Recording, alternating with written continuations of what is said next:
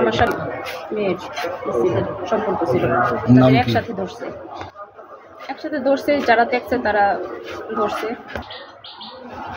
ধরার পরে তারা 999 ফোন দিছে, পুলিশ আসছে, আইসা তাদের থেকে নিছে, বক্তব্য নিচ্ছে, কে কি চায়, সাইন নিছে।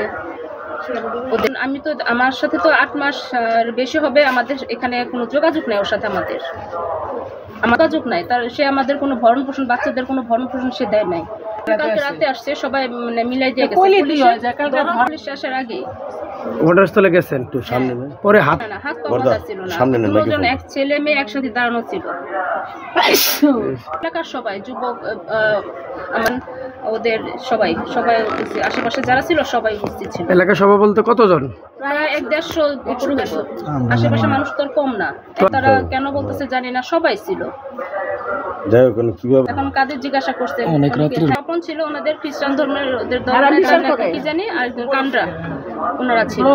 আর এইদিকে আপনাদের এদিকে, আমাদের এদিকে ছিল জামাল মামা ছিল, ছোট জামাল মামা ছিল, আমার ভাই ছিল, তারপরে এলাকার আশেপাশে সবাই।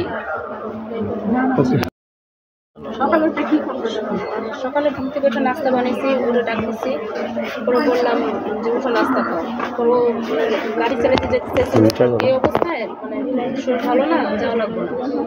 তারপরে নাস্তা মেয়ে আবার আমাদের ওরা বলে একসাথে নাস্তা খাওয়াইছে, মেয়ে নিজেই খাওয়াই দিছে। পরে আমি আবার ওষুধ দিলাম, পরে বললাম যে চলো খিদমায় চলো, ওইখানে ডাক্তার দেখে ওষুধ দিয়ে দিই, কোনো দিচ্ছেন না, তুমি ওষুধ নিয়ে এসো। মানে তাকে খুব মারধর করা হয়েছে? মারধর করছে এটা আমরা দেখি নাই, এটা তো আমরা পরে মানে যেহেতু ওষুধ খুব মারছে না, আমি তা বলবো না, জানি না খুব মারছে কিনা। আচ্ছা আচ্ছা, দেখছি আমরাও গেছি, পুলিশও আসছে পরে ওঠা।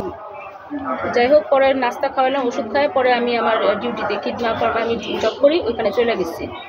ওইখানে যাওয়ার কিছুক্ষণ, আধা ঘন্টা পরেই আমার, আধা ঘন্টা মিনিমাম 1 ঘন্টাই হবে, ফোন দিছে যে আমার ভাবি ফোন দিছে যে আপু যাবো, একটু বাসায় আসেন। বললাম কি হয়েছে, একটু বাসায় আসেন। বাসায় এসে দেখি অবস্থা, এমন কথা কাটাকাটি কোনো কিছুই হয় নাই।